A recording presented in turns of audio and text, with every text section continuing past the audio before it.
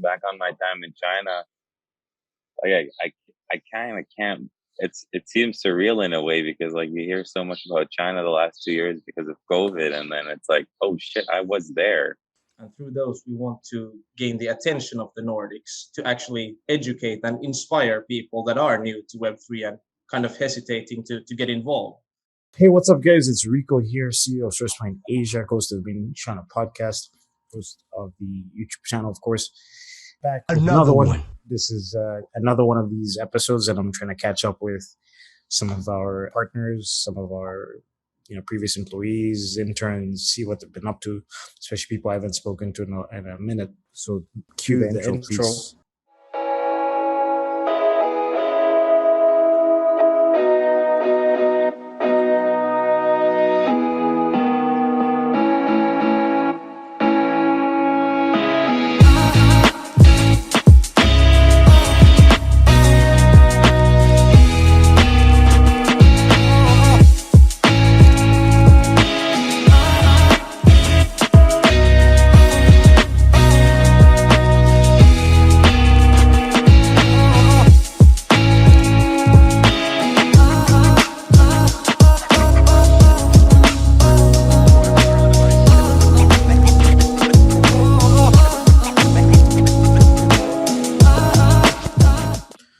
Would you want to be focused on Asia in that case?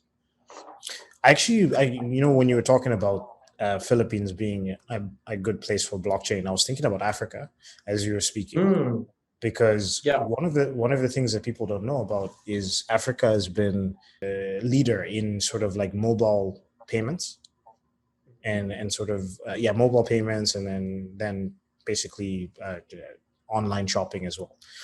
This has been going on in Africa for like 15, 20 years. Like people adopted mobile payments because of the same reason. People didn't have bank accounts. A lot of people didn't have bank accounts. So they're using their phones to pay for things. But it would be like you like, let's say, okay, I'll put it like this.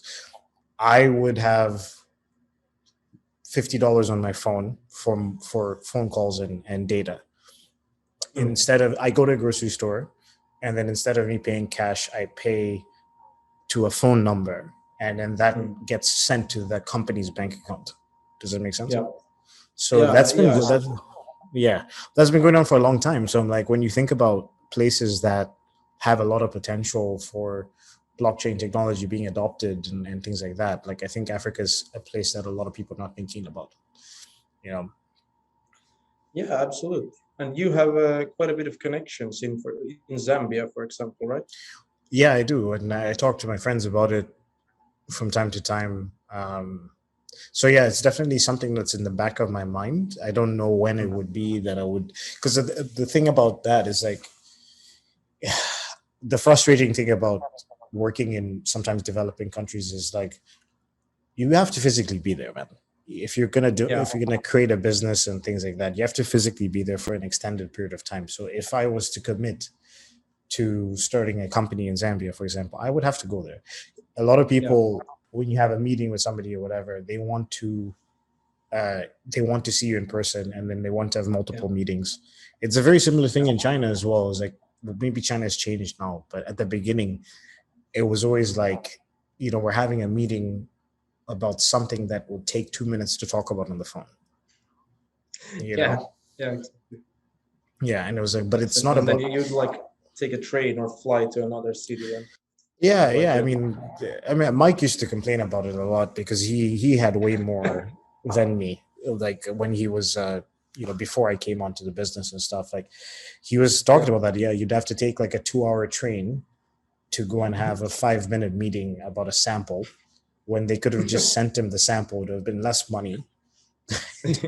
You know what I mean? It's they have a 5-minute meeting, and then it's, let's go to lunch and drink baijiu and stuff like that. And it's like, okay, come on. Yeah, exactly. Like, this could have been a video call or something. So, exactly.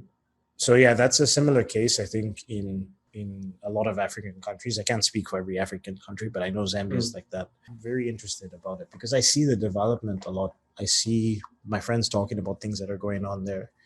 I just met a guy from South Africa here in the Philippines, when he was just talking to me about like the way the mobile payments and how everything connects, like Apple Pay and all this stuff is working with their banking system right now. And I was like, oh, this sounds like even more advanced than like the US and Canada, you know? Yeah. Yeah, that's super surprising. I had no idea about that, actually. Yeah, well, I just wanted to know, like, for me in the Philippines, like a big aspect of it was being able to meet people outside of work with you, and some of those connections that I met in the Philippines. So some of those people you had previously on the podcast, like Mark Roca from Alpha Rock.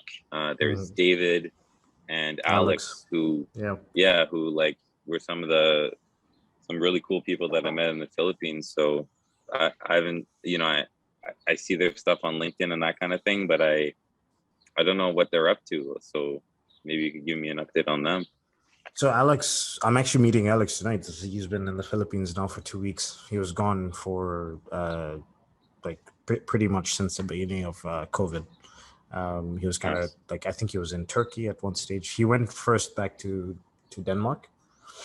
Yeah. And then he was in Turkey, and then I think he bounced around Europe a little bit. And he's gonna go back to Europe in a couple days. But Alex left Alpha Rock. He seems to like. I mean, I'll know more after tonight because like we had like a brief conversation, for like a 20-minute conversation like a couple weeks ago. So I'm not 100% sure about everything that he's doing, but Alex has had investments and things like that, so he's fine. I think he has had some major learnings, which I might understand more in today. Like major learnings is about himself, life, and things like that during COVID. Yeah. As we all are, have. I don't know if I've said this on the podcast before, but like I'm in therapy. Like I'm in personal therapy, just something that I did before in college, and then I kind of started again during COVID because again, when I mentioned like I was going crazy with the lockdowns, being stuck at home all the time, I was just so good for so you. yeah, I think a lot of people have had that kind of experience of, all right, like I need to talk to somebody. I need to talk to somebody about something. So yeah, that's him. Mark Ruka just got married. I think he definitely stepped down as CEO of Alpha Rock. He just got married like in the Philippines like a week ago or so.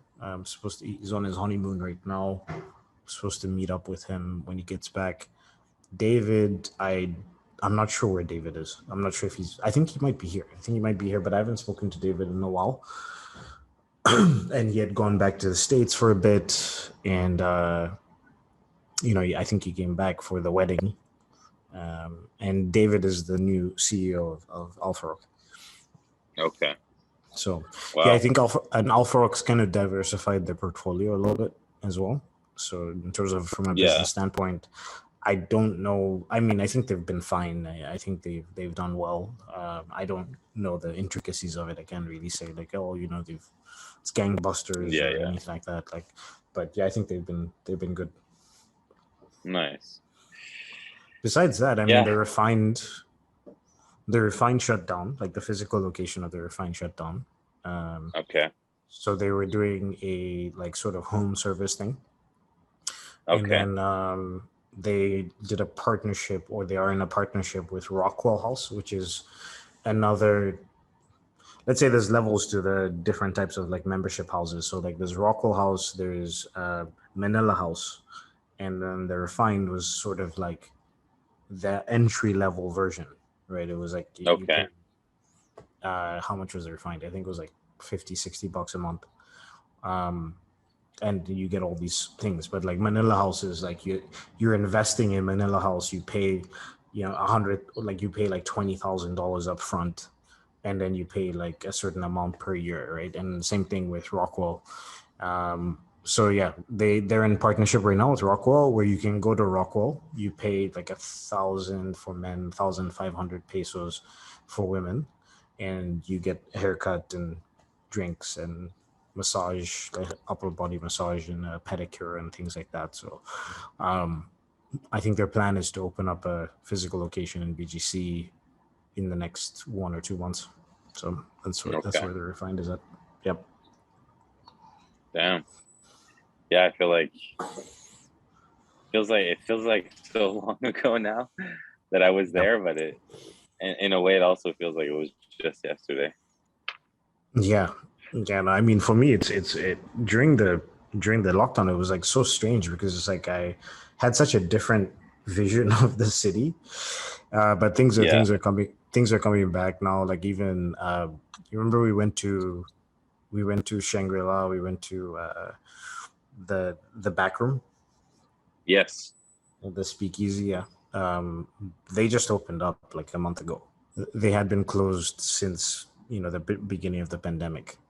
So for me, and the Okay. back room was one of my favorite places. So it was like, all right, now that the back room is open, like this is feels officially almost like COVID is over. But Philippines would be interesting just because like standard of living and the climate, people are also super friendly.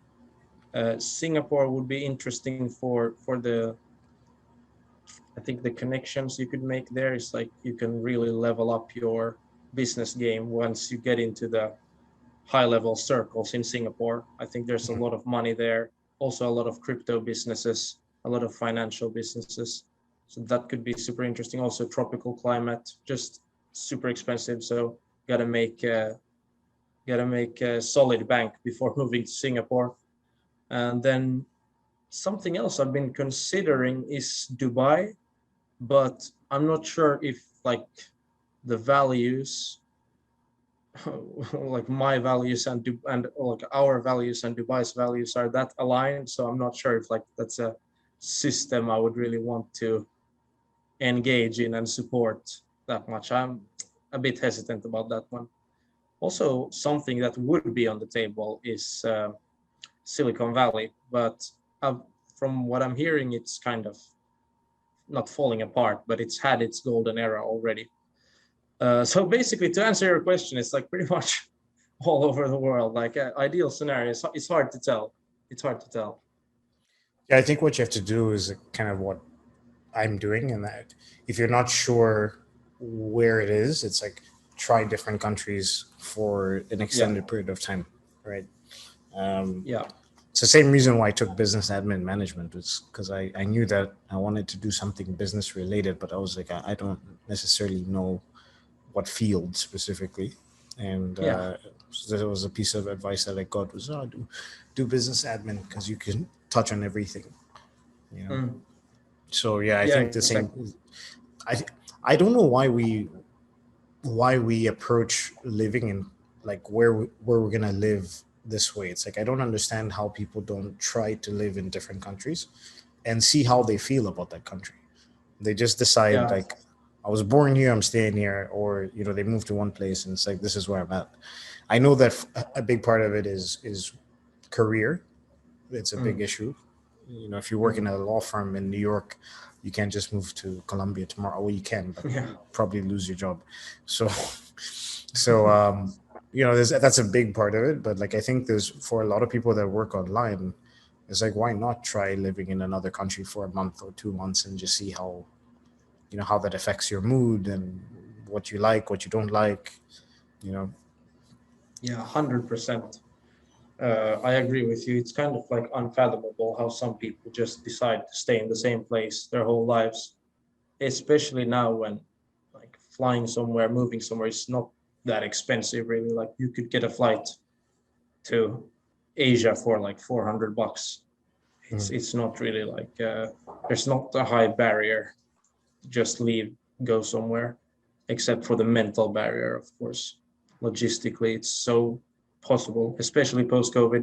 Everyone can work remote.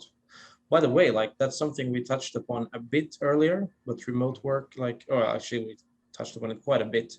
Do you find working remote or having a remote first organization affects the efficiency or like output generation? No, I don't. I think productivity is fine because, like, at the end of the day, as long as there's a way to have accountability, right?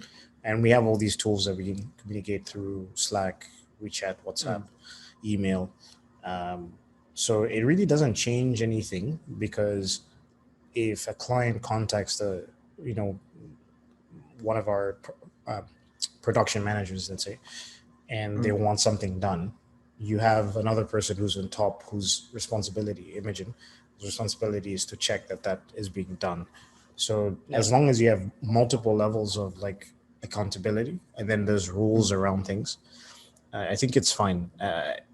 And then of course it also starts from the top. So if you're not available, like you as the CEO of the company or CEO of the company is not available, then your employees are also gonna drop off as well.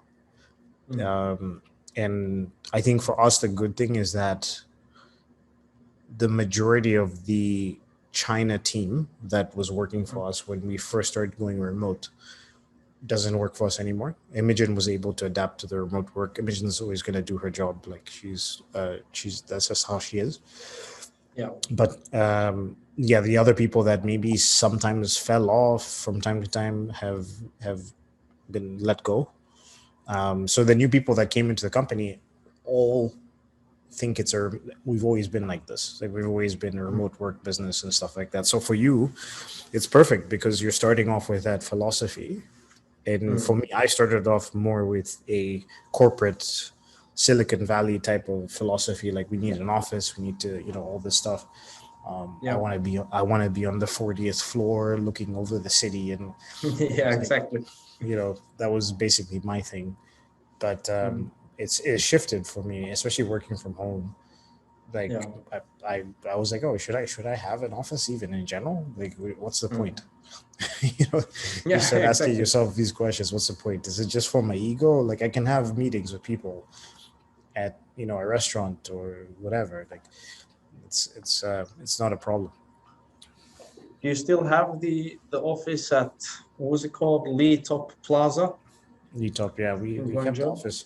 We kept the office for a while, even during COVID, and we just kind of decided to, because I was asking Imogen. Imogen moved from where she was living, and then we have employees in northern China, and then we have like just people this disparate. So it was like basically there was only a few people going to the office in Guangzhou for a year and a half, and then of course COVID again. Office got shut down.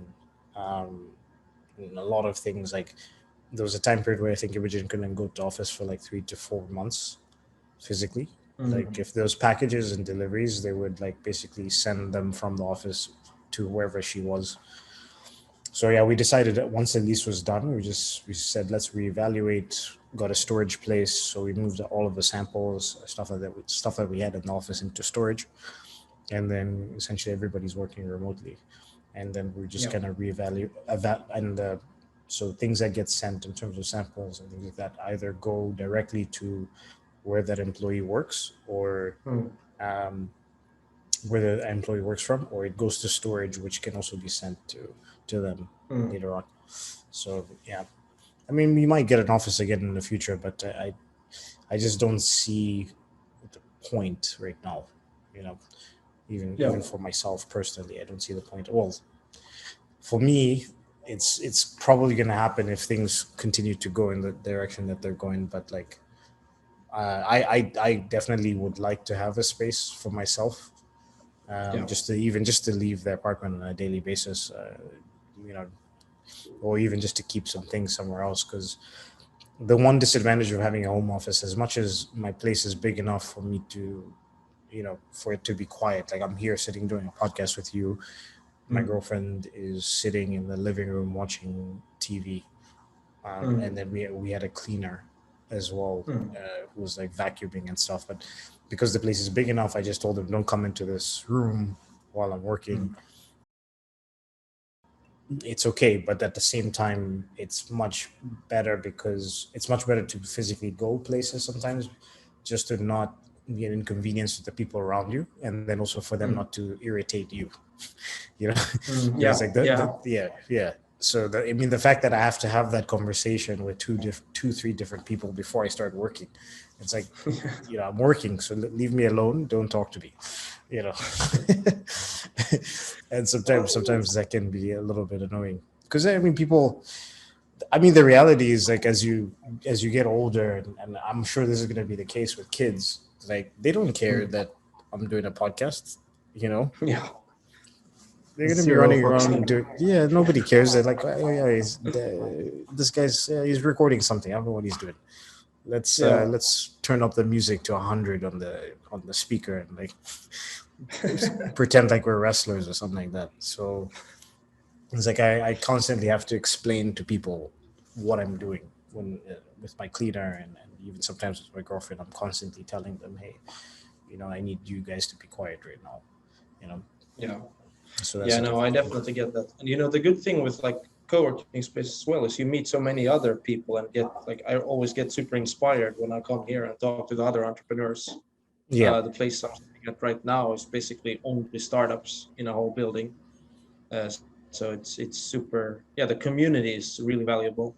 But I'm curious, like one last point. Maybe we're starting to run out of time shortly, but Yeah. you see how I completely switched the dynamics here. I I'm, know I'm you like the switched it again. We've been hosting the podcast out here. Would you say like financially, like have you recovered from the impacts that had COVID had? Well, like I said, that our revenue was better every year. So 2020 we had our best year Oh ever, and wow. Oh 2021 we had wow. our best year ever as well. So yeah, to answer your question, that's why it's a little bit of a strange thing for me because sometimes I've seen businesses shut down. Like I've heard you hear sort of stories about other people's companies and things like that, and you're like, I'm like, actually, we've had our best 2 years ever. You know, uh, Yeah. we hit milestones that I set for myself years ago. So, I mean, I don't like for us. It's just like the main thing is just focusing on not taking things for granted. And one of the things I'm the most proud about is that during this COVID period, we didn't have to fire anybody, like from a financial perspective. Yeah. That's probably the thing that I'm the most proud about is that like even we had some scary moments for sure, Yeah. but then something would happen, the PPE craze, is one example, and then or we would get like a couple major projects in 2 months, and that would be like huge revenue drivers, right? Yeah. But it's like, yeah, I mean, I talked to Imogen as well, and Imogen just told me that there are a lot of like a lot of her friends lost their jobs, right? So Yeah. it's yeah. So our reality is a little bit different from a lot of other companies in China, I think.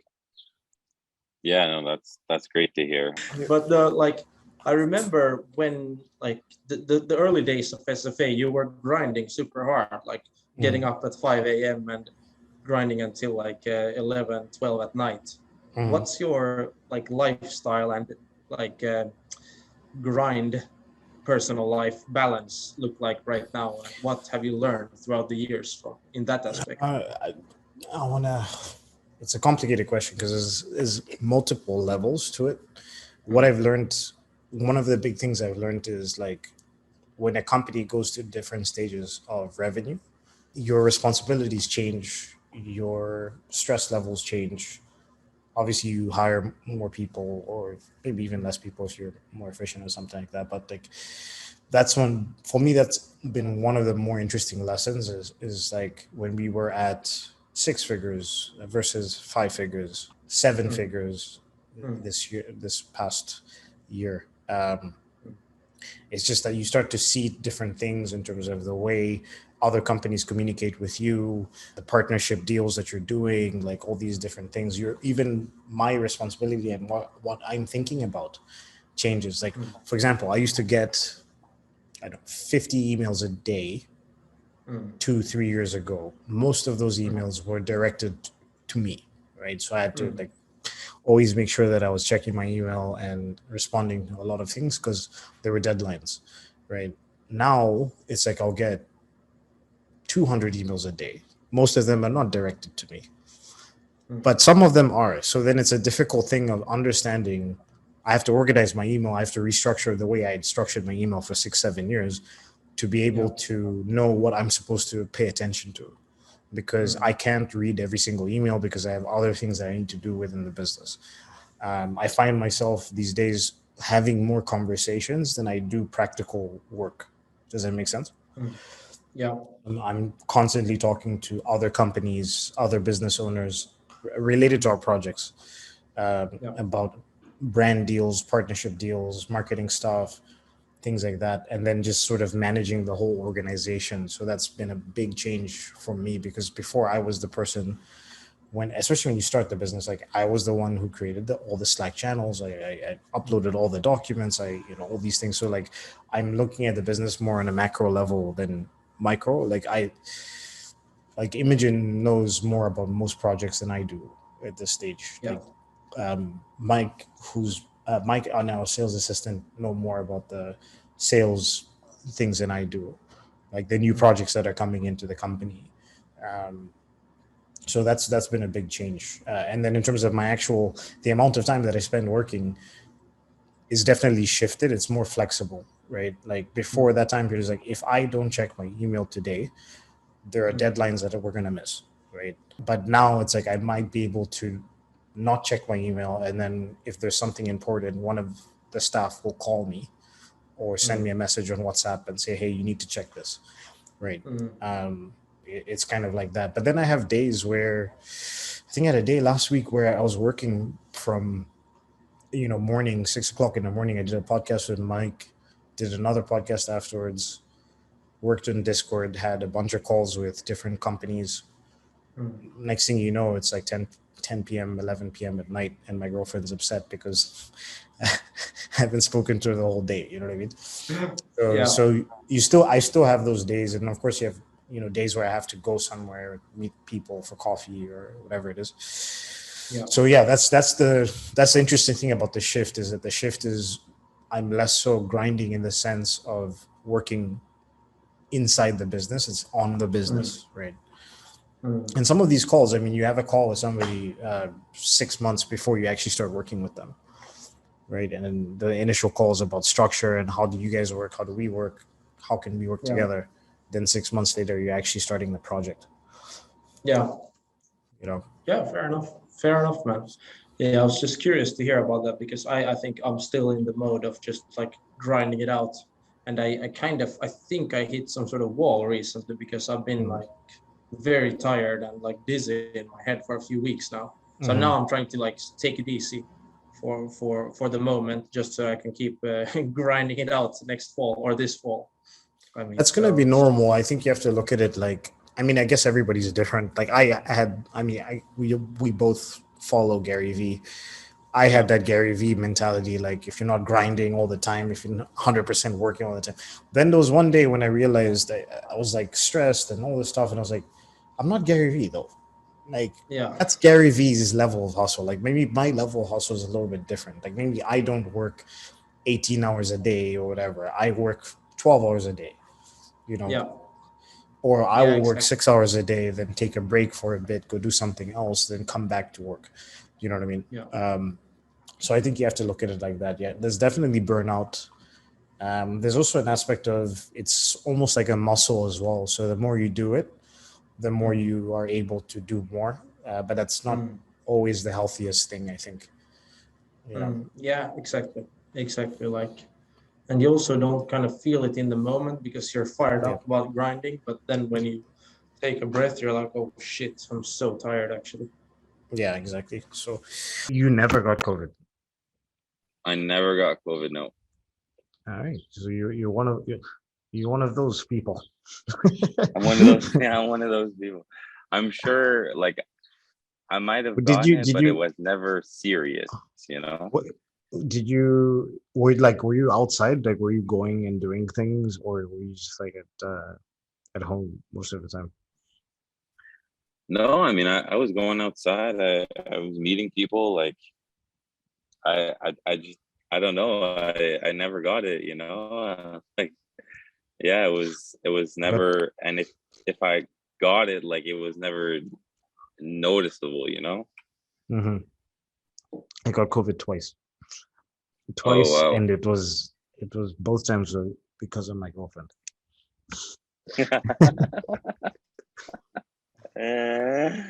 Yeah, that'll happen. And the first time I told her, I was like, I think you have COVID. And she's like, no, no. It's like, look, I think we shouldn't like kiss or touch or you know what I mean. And then she was like, no, no, we can have a kiss. I was like, oh Jesus. So yeah, anyway, that's how I got the first one. Second one was similar situation because she always showed symptoms first, and the second time the second time was in January. It was after New Year's, so that would have been the Delta variant, I think. Yeah. First one was I would say first one was worse. It was longer. Like I was weak. Like for like I was weak for like 10 days or something like that. Like kind of like frail when I couldn't exercise. I couldn't do the things that I was normally doing. But it wasn't so bad. It was like having a bad flu. Um, and then the second time was it was a shorter period. I had a fever for like a couple days, and then yeah, it kind of disappeared after that. Jeez, yeah, like you got to stay away from women, Rico. Yeah, no, that's the solution. And as you say Yeah. that, she walks into the apartment. Uh, All right, man. So I guess we'll wrap it up. It's been a good chat. I'll just leave it at this. It's super cool for me. I said the same thing, similar thing to Luke. It's super cool for me to see how you guys have developed and what you guys are doing right now, and taking some of the experiences that you had with SFA. Hopefully, if you succeed in everything, that I was a little bit of a seed there or a little bit of an influence. So yeah, just like yeah, I wanted to have these conversations out of curiosity. But yeah, no, I'm super happy to see what you guys are doing, man. Like it's great. Same. It's so nice that we've stayed in touch over the years, and let's definitely do another podcast maybe in a year or two again. Just keep talking, and for sure meet up for drinks when I come to the Philippines. For sure. All right. So if people want to reach out to you, how do they find you? You can actually you can follow me on Twitter at Vince Wexstrom. Or you can just go add me on LinkedIn. Well, you see my name probably on the screen here. It's a bit complicated to explain in English, actually, Yeah, but we'll that's have my your name. name up there. Yeah. Exactly, or you can just email me at vincent@norn.xyz. And we'll have the links in the description as well, both on the YouTube and on the website, on the SourceWineAsia website. So yeah, guys, if you want to reach out to me, that's podcast at sourcewineasia.com. Of course, we have the YouTube channel. If you want to click on there and send us any message or email, we have all the links in the description, as I mentioned. We have sourcewineasia.com/made in China, and then sourcewineasia.com/sourceplaneasia.com SFA Discord, because we launched by the time this comes out, the Discord would have been launched. So join us there. We have I'm sure Vincent will be a part of it as well. We're going to have partners in there. We're going to be eventually providing discounts on different services, different channels for different aspects of sourcing and manufacturing. So it's going to be really good. AMAs, Mike and I will be doing at least one a week. We'll have community managers. Like I really want it to be an involved experience and develop a real community around what we're doing with SFA and things like that. So definitely join. All right. Cheers. Cheers, guys. All right. All right. I guess my question would be, what are your it's kind of difficult question to answer, but what are your biggest takeaways from your reflections on like China. Like I know I probably asked you before, like, what did you learn? What was the smallest thing you learned? What was the smallest thing that brought you the largest results? But yeah, like what were your biggest takeaways when you reflect on China and Asia and as a whole? I think, yeah, I felt like I was just so lucky to be able to experience it in full, because you hear so much about China in the news, you read about China, you know, there's just so much about China that I don't think people would ever understand without actually going there and experiencing it. And I just feel so fortunate to be able to have done that. And then there's experiencing it, but then there's also working in it, which I also had the opportunity to do. So just being able to experience it on those two levels, I think are my biggest takeaways. And you know, when I read an article, having that perspective now to be like, okay, but I got to experience this side of China or that side of China that you can't Yeah. really get from a news article or a video on YouTube. So I think that was my biggest takeaway, honestly. And then just seeing the different perspectives that you would find in China or the Philippines versus a perspective here, like just the way they approach, you know, different things, is something that I definitely will take with me. And then there's other things like on a more micro level that, you know, I take the bus and subway every day to work. And you know, it's just like I was in the subway the other day, and just it wasn't on time at all. And I was just like, you know, in China it was like literally on the minute. Clockwork. Yeah, it was clockwork. And then I would, you know, going through downtown Toronto on the subway, it's like you're on your phone and then you're like, oh shit, right, it's not there's no Wi-Fi in this, you know. I have to go on my downloaded, whereas in China I could be like underground for like an hour and it'd still be perfect Wi-Fi streaming like the whole time. So just little things like that I definitely miss, that, you know, you're like, oh wow, like I was definitely, at the time you're like, oh wow, this is cool, but then you come back to Canada and you're like, okay, we need to get there. So yeah, just little things like that are always like so cool to have, and experiences that really cool to have. Yeah, I can relate to that. Like the whole being able to use your phone underground thing is like in the Philippines, most of the time you can't as well. So like from Toronto and going to China and then being in China, you just kind of get used to it. Like I used to just, it used to fascinate me. I'll be watching people just watching videos on their phones, streaming videos on their phones, and I'm like, oh, you can access your data here? Like what's going on? You know, from a technology standpoint, there's a lot of advances that people don't know about that are going on there, you know? Yeah, no, absolutely. And just like I remember like you had like encouraged me to just like sort of go wander Guangzhou. So I had done that a few times, and like I remember walking through this one neighborhood. Did I told you to take the subway and just like stop at random stops? Yeah. Yeah. So I had done that, and I remember coming up in one neighborhood, and it was like a whole neighborhood dedicated to jeans, like just jeans. So I would walk by, and it was like one family on one side, and it was like they had their like 3 kids, and they were all working on jeans. And they were like, so the jeans would come out, and this particular family was in charge of making like those ripped jeans. So I remember they'd have like barbecue brushes going like this on the jeans, making that faded look, and then someone was in charge of just doing the one rip.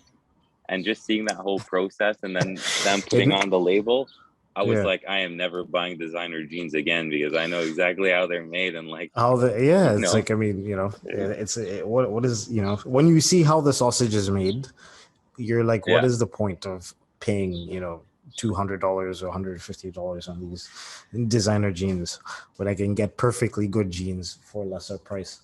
That reminds me of it's funny that you had similar experiences. I didn't even know about that. You had almost the exact same experience. Like I got off the subway. I don't remember which stop it was, but I just remember I was like, I'm going to the last stop on the subway. I'm going to get off, see what's going on, and on the red line or whatever. So then I got off, and it was just a whole area of smartphone cables. So just micro USBs, Type C USB. Like it was all the USBs, just iPhone cables, all that stuff. And I was just like, wait, so you guys are all selling the same products? Like you're saying, like this whole area is just selling the same products. It blew my mind. It blew my mind, and I was just like, oh my god, like this is but that's how the world works. It's like, well, they're supplying the rest of the world. They're supplying 7 billion people. So yes, there will be, a whole neighborhood of USB cables, Yeah. The ironic part for me too is that I came to a city like Toronto, big city. They try to be like the cultural place, head of culture. So I see people walking around in like streetwear and designer stuff, and I'm just like, having that perspective on seeing how the sausage is made, I'm just like, you guys, it's overrated, Yeah, exactly. All right, man. So yeah, I think we can leave it at that. Like it's a little nice piece of knowledge for the kids in these streets. All right, so thank you guys for watching the podcast or listening to the podcast. Either you're on YouTube or you're on Spotify or wherever you listen to your podcast. Thanks, Luke, as well. Yeah, and Luke, do you, if people were to reach out to you, where would they find you? I can put it in the show notes, but you can find me on my Instagram and on LinkedIn. I'll send you those links, Rico, and you can have those in the show notes. But yeah, LinkedIn is probably the best place. Cool. So, and if you want to check us out, that's podcast at sourcefinasia.com. And you're going to check out the YouTube channel, of course, at SourceFinasia on YouTube, SourceFinasia on Instagram. And again, we're launching a Discord chat. By the time this episode is out, should be launched, and we should be in full swing. So check us out. That's sourcefinasia.com/SFA-Discord if you want to subscribe. Cheers.